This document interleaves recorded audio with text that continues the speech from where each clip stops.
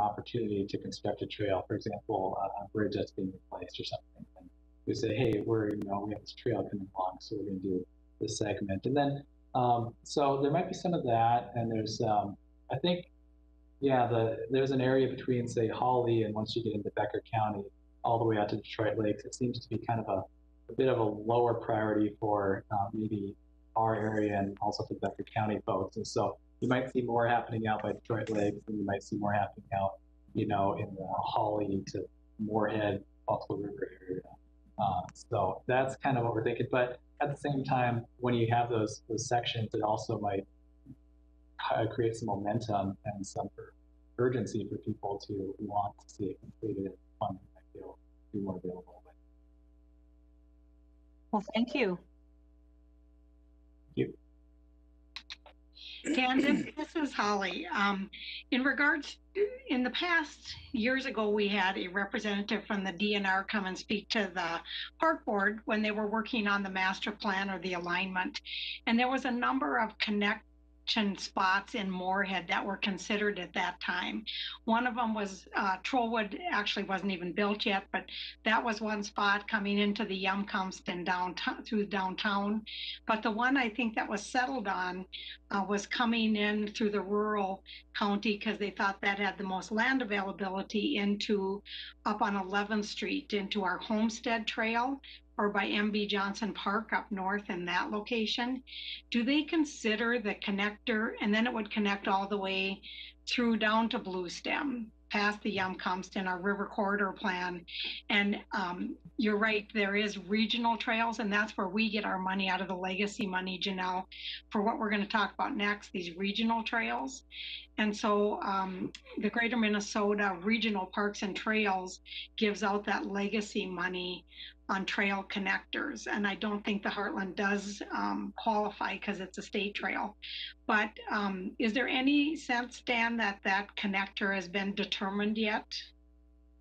Well, the alignment is quite preliminary. Well, it's preliminary, so it's subject to change. There can be some tweaks here and there. And so currently what we've been planning, and we have tossed around, we have looked at other alternatives of different ways of entering Moorhead, either through the south or just right through kind of the core. But it always seems that the task force likes the idea of the north coming in at, say, where Centennial Park is, where the ball diamonds are up north there, entering that way.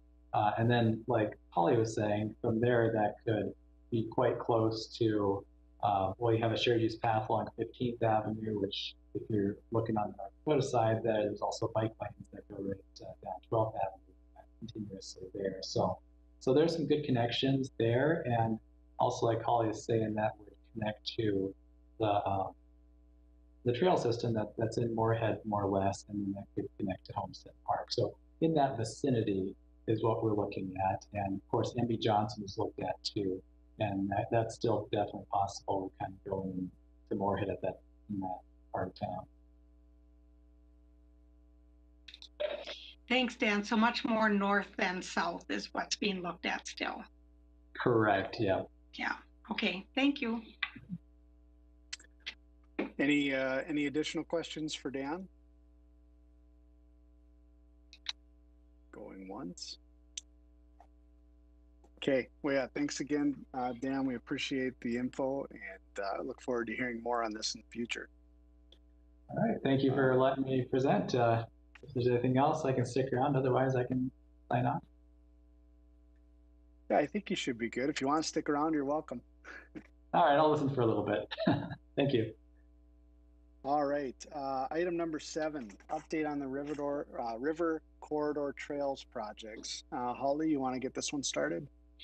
Yeah, I want to thank our entire planning department. As you can see by this communication, we are awarded a large grant. One of our newest planners, Forrest Steinhoff, is with us today to talk about this and a new grant we're working on. It ended up in the paper because once our packet becomes public, and we sent a press release out about the grant. So it's a little anticlimactic for this meeting, but Forrest, if you're ready, I'll let you present on this item. And I want to thank Forrest because he was a major part in this last rewrite of the grant going in. So he was a big part of obtaining that grant. Hi, everyone. Thanks, Holly, for those super kind words. And it's a pleasure to be here with you all tonight to talk a little bit about the River Corridor and all the exciting news that's going along with it. So over the last couple of years, the city's been applying for Transportation Alternative Program grant dollars, as well as legacy funds through the Greater Minnesota Regional Parks and Trails Commission that Holly was talking a little bit about earlier. And I'll kind of start with MB Johnson becoming designated as a regional park. I believe that was back around in 2016. I can't remember the date exactly. But anyway, we just recently finished construction for the Blue Goose Trail, which extends from Gooseberry down to Blue Stem Center for the Arts. And we got TAP funding for that in 2015. And this summer we went out and identified a couple of preliminary spots that might be suitable for bench locations. And the areas that we were kind of looking to pick were places that are easy access to the trail, and also along spots that Audubon has been working on to restore as natural prairie sites. So we're really excited to see that the Blue Goose Trail is finally done with construction, and it's great to see people out there every single day that I drive by or even go walk along it. I see so many people using it. So we're really excited about this next project that we just got funding for, which is the Midtown Trail, which is the darker blue line, which connects from Woodlawn Park to Gooseberry Park. And we submitted that application back in July. Just received funding for it a couple weeks ago. And it's expected to be approved with the 2021 Minnesota legislative session. And it's going to be about 1.28 miles, approximately 0.83 miles of those will be off-street trails, and about 0.45 will be on-street trails. Let's see. And we've applied for this particular trail in the past, but just haven't gotten funding for it. But I think that showing that Blue Goose Trail is now constructed and having a huge gap in our river corridor really solidified it for the commission to award funding for us this year. And now the new big project that we're working on is for Transportation Alternative Program grant funding for a Blue Stem pedestrian bridge. And that would connect at 40th Avenue South, which is where the red crosses. I don't know how well you all can see it on your screens. But it would connect to 40th Avenue South in Fargo as well, which is located right by a park and is near several elementary schools. It provides a great new connection for students that attend Trollwood in the summer to get to their classes, as well as anyone who wants to go attend the events at Blue Stem. Provides them another way to get to the center and will help relieve congestion and parking issues. Another great thing about this proposed bridge is that it would be built above the 100-year floodplain, which is at about 37 feet. So everyone would have year-round access to get in between Fargo and Moorhead. And this would be the only pedestrian and bicycle facility south of I-94. And over the last couple of years, the city's received about $3.2 million in funding along the river corridor.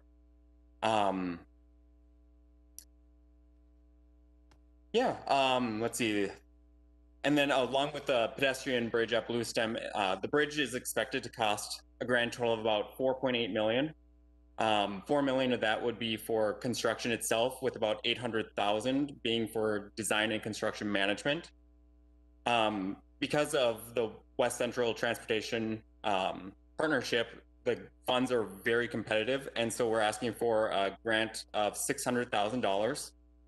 And the city would utilize local capital improvement funds to help with the local share. And we'd be partnering with the city of Fargo to help provide about half the cost, or $2.4 million, between the two cities. If the grant is approved, we'll have to budget approximately $300,000 over the 6 years for the local remainder match, because with TAP funding, you're applying for a grant further out. So this money would become available in 2025. And then we'll also seek additional grant or sponsorship opportunities if it's approved. With that, I think that's about all I had for you today. So I'm happy to answer any questions that you have. Great update for us. Thank you. The grant we were awarded is exciting, and the potential for the Blue Stem Bridge is very exciting. So I don't know that I have any questions, but does anyone else on the board have any questions for Forrest? I do, probably not shocked. I love being on the park board, case in point, because of the trails, heavy trail user, making sure they're connected well. So I share this. I cycled from my home in North Moorhead. My name is Janelle Brandon, by the way. It shows up as a different number, but I'm more than just a series of numbers. And so I guess my question for you is the connectivity. So as we move into our winter season, I know there's kind of an interval, and Forrest, perhaps this is more a question for those who do, snow removal, et cetera. But as we have these incredible new assets to our community, I really like to be an evangelist about letting people know that they can use them. They can use them during the winter. They can use them during COVID times to get outdoors safely. And so I guess my largest question is, how do we decide what gets service and at what interval with snow removal, upkeep, and what we decide, as a city, et cetera, what kind of goes to this, we're just going to let this one drift over. We're going to let this not be fully cleared. Can you speak to that, or Holly, or whomever on the call that might have that? Because what I love about our community is that connectivity from trail to trail. And I will test it, from when do I ever need to get off this trail to walk, bike, run, et cetera. And so for the larger community, I want to know what that narrative is to share back out. I think I can handle this one. With COVID, I believe, and so does all of the staff, believe that having outdoor activities is an essential function right now. If we can keep people outside. Next, Trevor's going to talk about a new initiative we're doing with some new equipment. But we've talked more than ever, especially with this new path, of making sure that those paths are maintained through the winter for walking. We kind of shut down the back of Viking Ship Park because we've got such nice trails, because there's so much cross-country skiing and other activities that happen there. But with the fat bikes and everything, I think Trevor will talk about that next. But there is a plan to, and the City Council has dedicated additional temporary staff resources to make sure that these would be a priority to jump in this new vehicle that we have to get out there and make sure that these are open this winter. Hopefully we can maintain that staff person so that we become as big of a priority as what the streets and so forth are. Is that we're just hoping to hire somebody, especially it's just essential during this time to get people outside. And I think that's what you're looking for, right, Janelle? Yes, and being able to have a good and clear answer when I get that question of, is this going to be groomed, or if I get a mile in on the trail, will I be able to continue? Will I, right? Questions like that come up. And then I guess the follow-up question is the connectors that are kind of off trail. I'm thinking North Moorhead, so just walk with me for a moment here, or visualize with me. So 15th Avenue North, like the intersection of 17th Street and 15th Avenue. Is that Forrest? Probably just brought me up a map right here. Thank you. I did. Oh, is that you? Whoever's doing it, you're just anticipating with the visual. So there's a bus stop there. There's all of this beautiful new construction and cutouts and wide sidewalks. And that is a nice connector. North Moorhead resident here, so I'm just showing my stripes. And so with that bus stop and everything there, the far side that kind of backs up right to a field, I noticed at times would be kind of hit or miss, because you're almost pushing snow into a field when it gets to be to a certain point. with that threshold. And so I was mostly curious about how that decision gets made that we can continue to keep those extra large, big sidewalk connectors that will continue to connect to our trails. Yeah.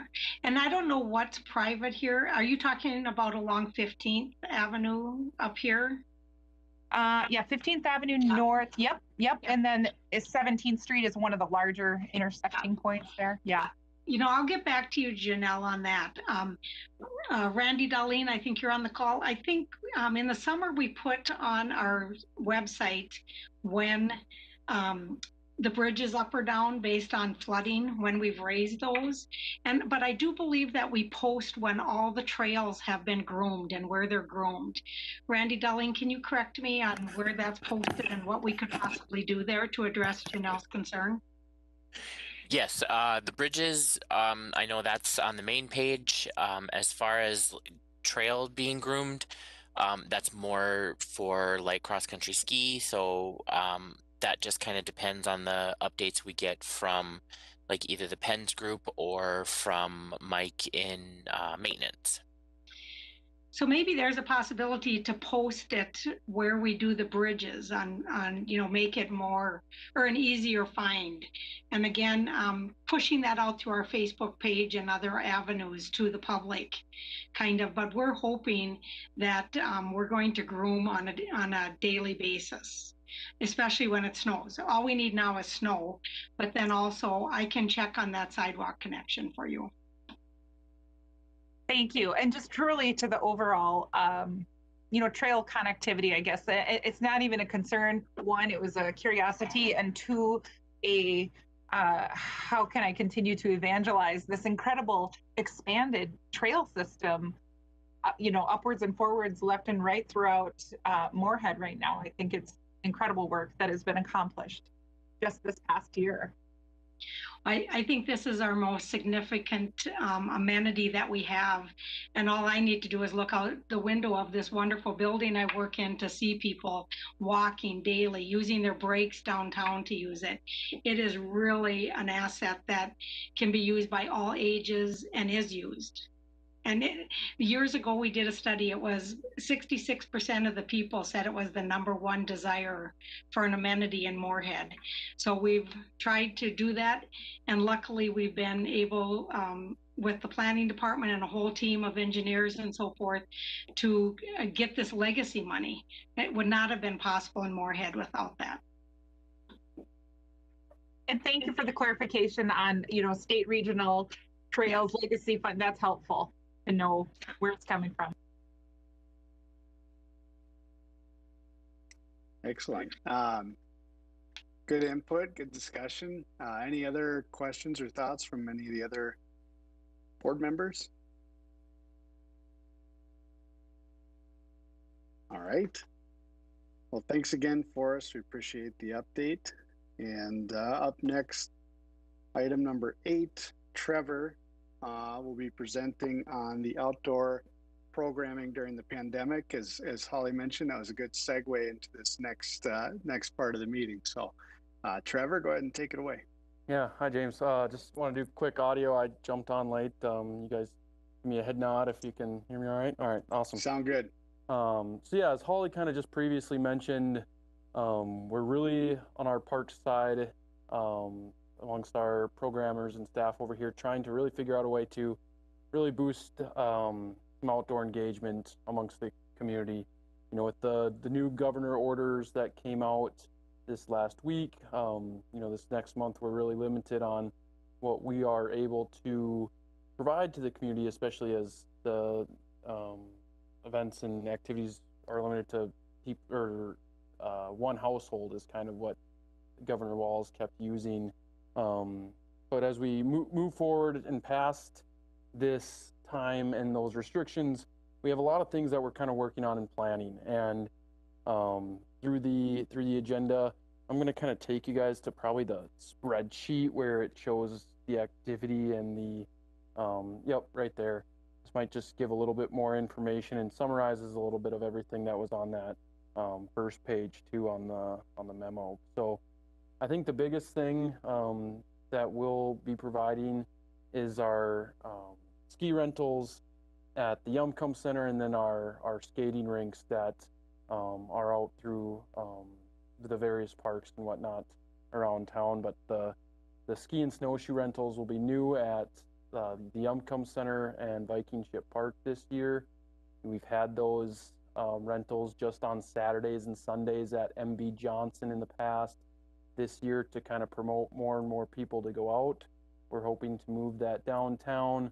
Viking Ship Park, the trails are actually lighted down there, so we can do evening rentals to try to do exactly what we were just talking about, try to get more people outside and active this winter. As we move down the list, kind of tying into that same skiing and snowshoe activities, we have kind of been in communication with John Walters over at Nature of the North, and we've kind of brainstormed a lot of different ideas on how we might be able to, partner up to do some fun activities to just keep people engaged and a little more interested. Their group is really dedicated to those outdoor and very, have that experience out there. So they're a good resource to use as far as getting people engaged, getting them a little more pumped up to use some of this equipment, and just more, piggybacking off their knowledge. So if someone is renting for the first time some skis, that we might have someone that's out there kind of showing a demonstration or so on here's a proper way to do these skis and snowshoes and whatnot. So you can kind of see some of the things we have talked about is having them just kind of assist during the rental, out during some rental days, to just kind of provide a demonstration. It's not something that would be grouped. That's not something, we'd be putting a lot of people together. But say if Joe Black off the street was skiing for the first time and he just wanted to get out, there's someone there that can assist him and giving him some tips and tricks on how to get started. So hopefully getting some things like that off the ground, some winter related workshops. They currently do some around like knot tying, cast iron, cooking, fire building, a lot of different ones there. So trying to tie in that for a little more educational piece. We want to hit the active side. We want to hit all different kinds of activities like we do with our regular park schedule. Working down, we've talked about having them lead kind of an excursion like a snowshoe hike or ski excursion that is similar to we do like it for our kayaking in the summer, where we have a plan leader. They give it kind of host a topic, whether it be like history of Moorhead or something along those lines. So a lot of these details are still getting worked out with them, and with the new orders, this was hopefully we were going to get planned for kind of once we get our ski and snowshoe activities started. But with a lot of these are grouping together, we might have to push that programming back to January and February. But some other things, just some parks related winter activity classes, coming up with just another way to engage a different audience, to kind of be all inclusive of everyone in Moorhead. As we said, not everyone wants to ski or snowshoe, but maybe they want to do some Christmas decorating or things like that. We kind of were trying to come up with some different planned sessions there to kind of use the space at the Yumcum Center. One popular amenity that's been at our Frozen Fortress Frostival event the last number of years is a snow slide. So as the snow falls, our maintenance team is on board to kind of getting that built sooner and maintaining throughout the winter, so people have a opportunity to just come out to the Viking Ship Park and enjoy the slide kind of winter round. A pop-up snowman competition, just kind of, hey, build a snowman in your yard, go to the park, build a snowman, send a photo, have some fun, get outside. Just different activities there, getting some snowshoes at the warming houses, and then kind of the bottom half of that is getting into our Frostival season. So again, what's a bummer right now is a lot of these activities are bringing together a lot of people, and we have to be conscious of how we're planning these activities and events and keeping kind of in accordance with the whatever restrictions we have at the time. But we would tentatively have our Frozen Fortress event planned at the Yumcum Center in Viking Ship Park on January 30th, where this year we'll just kind of keep it to outdoor activities and games. Some of the people that are wanting to be involved, you'll see we'll have free rentals during that time frame. River Keepers wants to lead a snowshoe, kind of an interpretive snowshoe hike. The Kiwanis group, they've always held their chili feed during that event, and they are interested, and we're kind of trying to work out a way where they can continue to do that, but more on a drive-through style.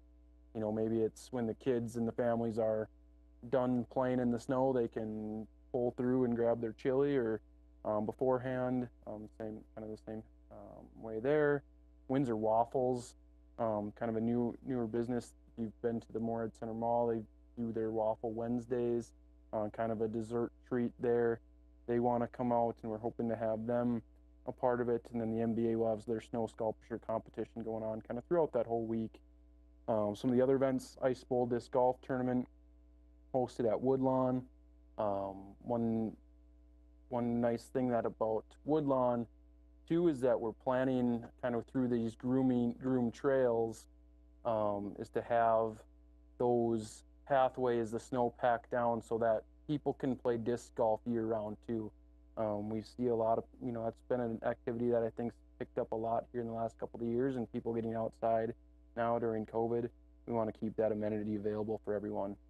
Kickball's been planned for MB Johnson the last couple of years.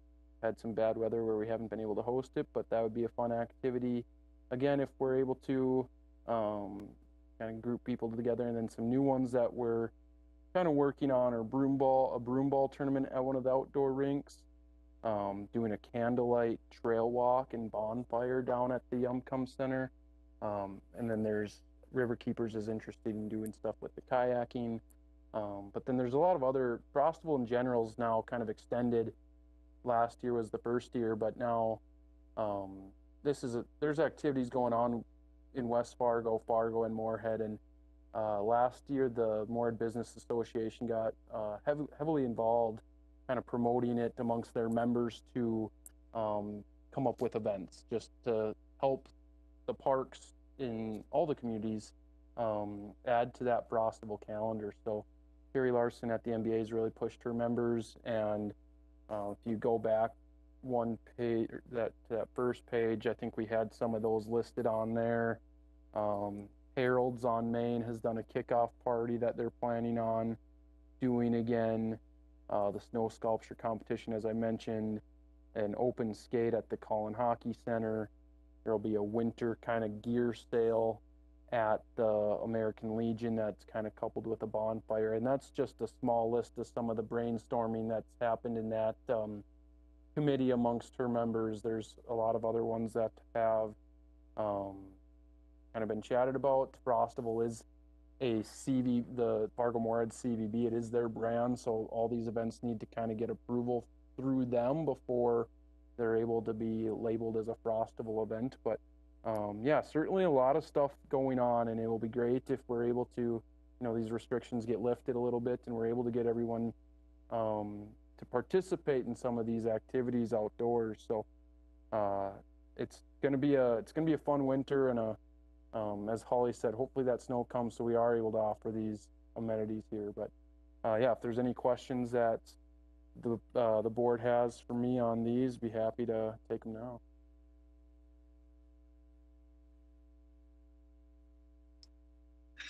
Thanks, Trevor. That was a good update, and it's been impressive keeping up with you guys, and how you go one way and then the game gets changed, and you have to pivot, I think is the word now to use, to adjust, and so kudos to the whole parks team on making the most of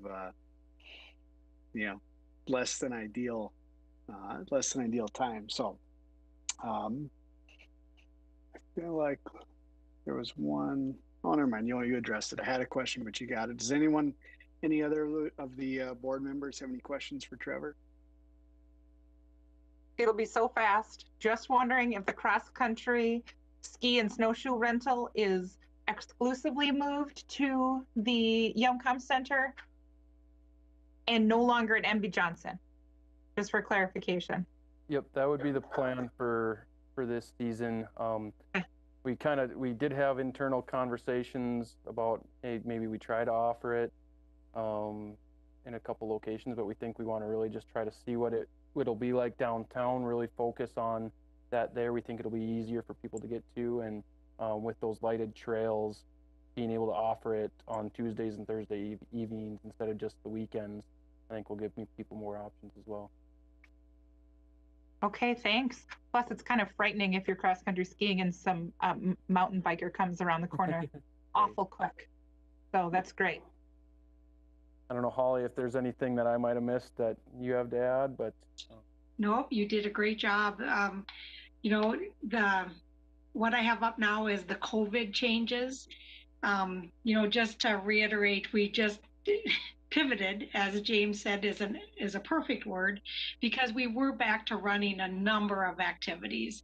And as disappointed as we are, we understand that people need to stay safe. So I just really commend the staff, Trevor and Jordan and the whole group for really pivoting to try and look at a different way to do things. How can we get people outside? It's going to be a tough year, and we don't want to do a lot of indoor large group things, but yet the Yumcom Center, we heat it, we take care of it every day, and it's one big warming house because nothing too much else is happening, as now the museum is even closed. So really all we need is some snow. And we can't have people in until after December 18th. We're just hoping we can then.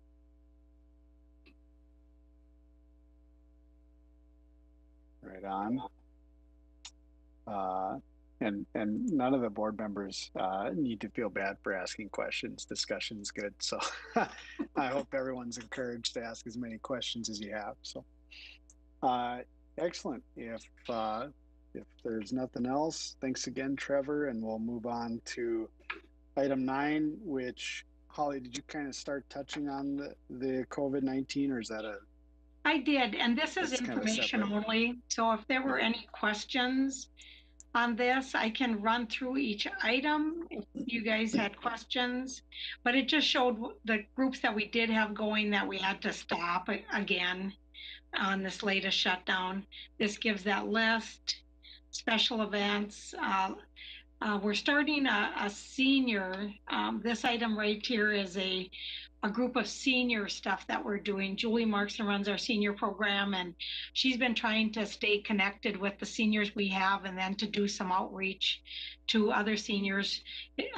We've been shut down since mid-March, so it's been a long, lonely sort of time for some of these seniors. We are going to start a call a friend.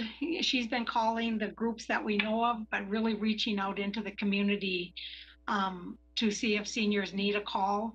We're cooperating with the county, who has some CARES money that can, if somebody needs a further referral or some additional assistance, but even just assembling a group of volunteers that would talk to seniors and call somebody weekly just to touch base so that they're not home completely alone.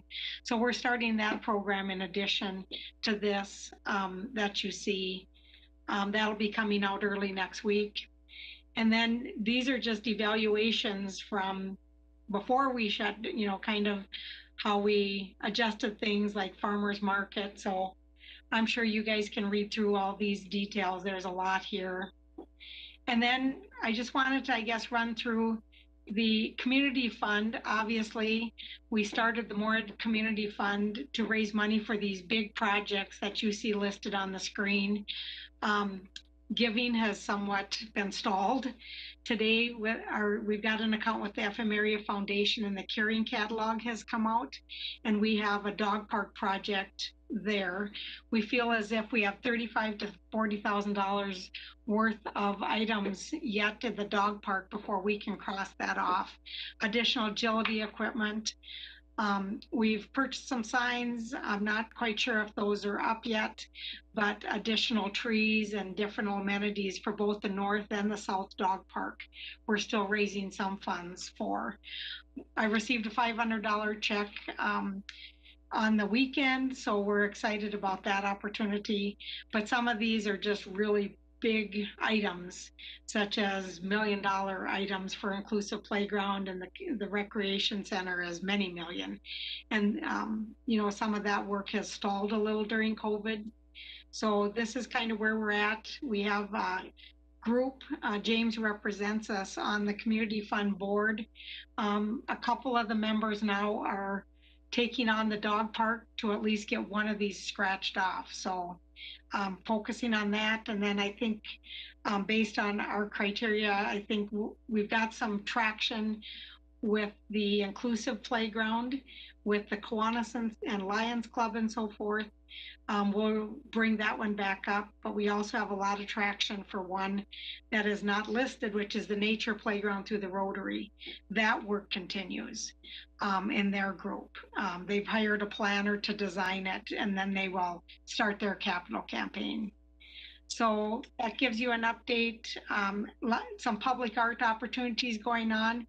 If you get a chance, drive over by MSUM. That's the most recent one. This is dog park stuff. This is a brief note on the community center. I'll just backtrack, excuse me for doing that. This is the information that the bonding committee got, but it did not get accepted for bonding money with the state.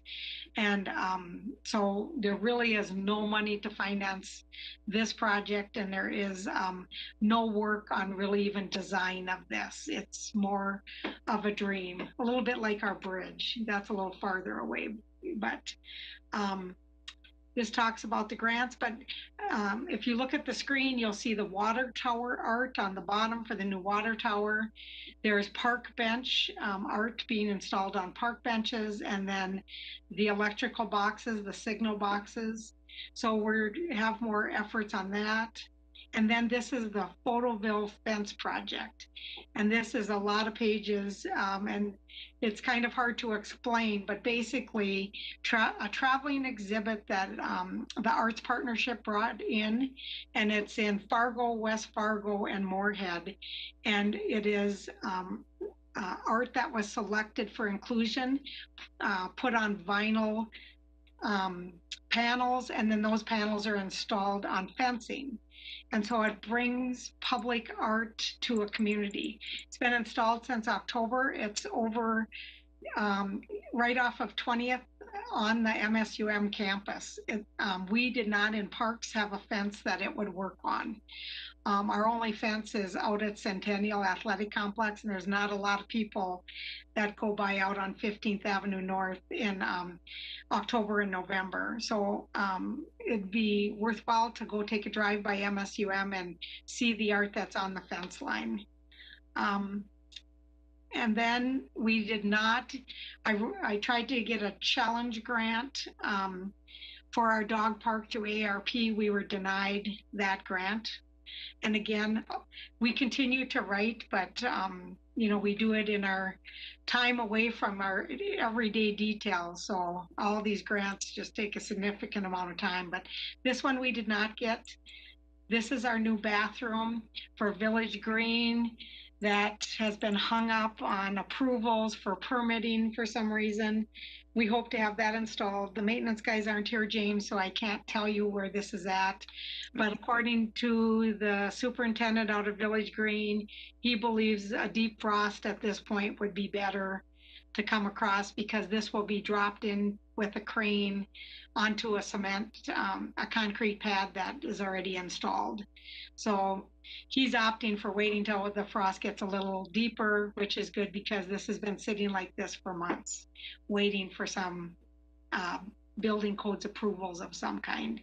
The maintenance side of Parks knows more about this. Sure. And then it's just the dates for the next year. So I would entertain any questions about the information updates, or if you want to go back to something, I can scroll back.